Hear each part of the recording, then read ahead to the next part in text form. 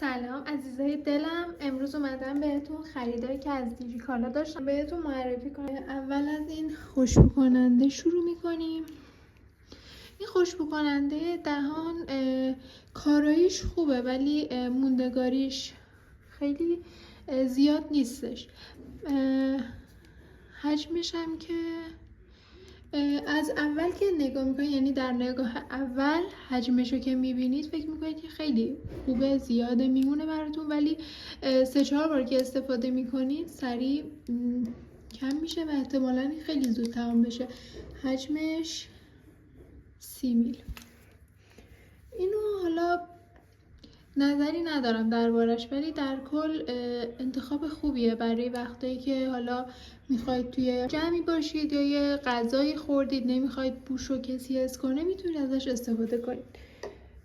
مورد بعدی، یعنی آیتم بعدی، این ژل شستشوی صورت سینوره هست که مخصوص پوستای چربه. من یه قسمتی از پوستم، بخشی از پوستم چربه و بخش دیگه حالت خشکی داره.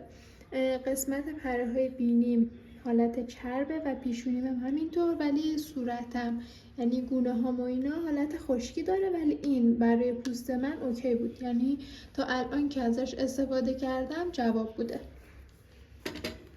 بعدی این تونره، خیلی دوستش دارم، برند ایرانی ویتالایره، خیلی کاربردی بوده، روی پوست من جواب داده، واقعا دوستش دارم و دوباره میگیرمش حتما. ببینید من خریدایی که کردم، اینو بهتون بگم بعد بریم ادامه ویدیو. خریدایی که کردم تماما برند ایرانیه و خب دوست داشتم که یه بار از برند ایرانی خرید کنم، ببینم در مقابل برندهای خارجی چه تفاوتی داره، ولی میبینم که برند ایرانی هم همون کار انجام میده، شاید بهتر. من که راضی بودم. میسلار واتر دافی، اینو هم دوست داشتم. اینم مخصوص پوست های چربه. پوست منم که همونطور که براتون گفتم حالت مختلط داره، هم چربه هم خشکه. این خیلی تاثیر داشت روی پوستم، جواب بود و من راضی بودم، دوستش داشتم. مورد علاقه من کرم مرطوب کننده دست و صورت که واقعا بوی خوبی داره، مرطوب کنندگیش هم خیلی خوبه، بوی خیلی خوبی داره. من دوباره حتما اینو میگیرم، عاشق بوشم، کارایشم خیلی خوبه. ببینم ویتامین ای داره و روغن بادوم.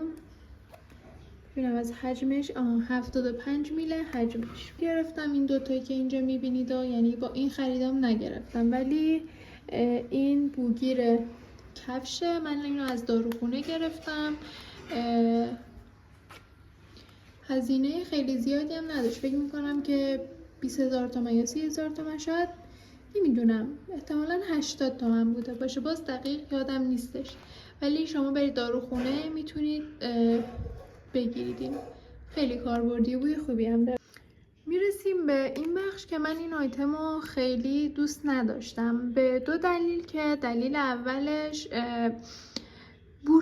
بوش انگار یه بوی حشره‌کش احتمالا، حالا من نمیدونم دقیق بوی خودشه یا چه دلیل دیگه داره، من بوش رو زیاد دوست نداشتم راستش. و مورد بعدی این که حجمش خیلی کمه. الان من کلا 2 بار یا 3 بار استفاده کردم، انقدر ازش مونده، همینقدر حجمش کمه، خیلی هم نزدم که مثلا بگم زیاد استفاده کردم تموم شده. 2 تا نکته منفی داشت از نظر من و اینو نمیخرم. سری بعدی یه ضد آفتاب دیگه میخرم که اگه خوب بود اونو بهتون معرفی میکنم، یا شما هم اگه ضد آفتاب خوبی میشنوید. بعدیم این پک مسافرتی بود، اینم خیلی دوست داشتم، یعنی طبق همون عکسی که من از دیجیکالا سفارش دادم، طبق همون با همون کیفیت و همون رنگ برام فرستادن. پک 5 6 7 تاییه، یه قیف و یه حالت، بذارید بهتون نشون بدم، این که باهاش کرمو میتونید بردارید یا کرم داخلش بریزید داخل این ظرفایی که اینجاست. حالا من اینو دیگه باز نکنم، از همینجا ببینید دیگه واقعا بیارم ببینید. به نظر من که خیلی خوبه، من دوستش داشتم.